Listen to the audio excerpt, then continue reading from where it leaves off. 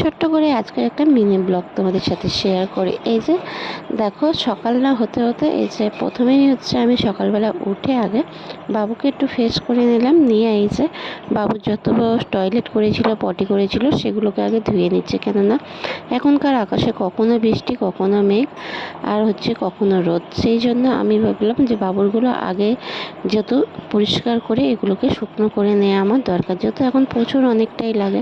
আর যেহেতু আমার সবে বাবু হয়েছে, বেশি দিন হয়নি, আজকে 10 দিন, সেই জন্য খুব তাড়াহুড়ো করেও কাজ করতে পারি না, তবু যতটা পারি ততটা করি।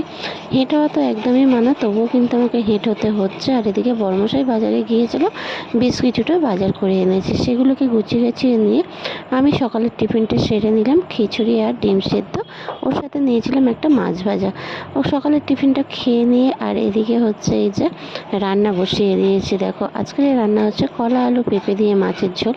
যেহেতু এখন তো আমার একদমই রিচ চলবে না, একদমই নর্মাল খাবার খেতে হবে, হ্যাঁ, সেই জন্য একদমই পাতলা করে একটা কাঁচা লঙ্কা দিয়ে ঝোল হচ্ছে।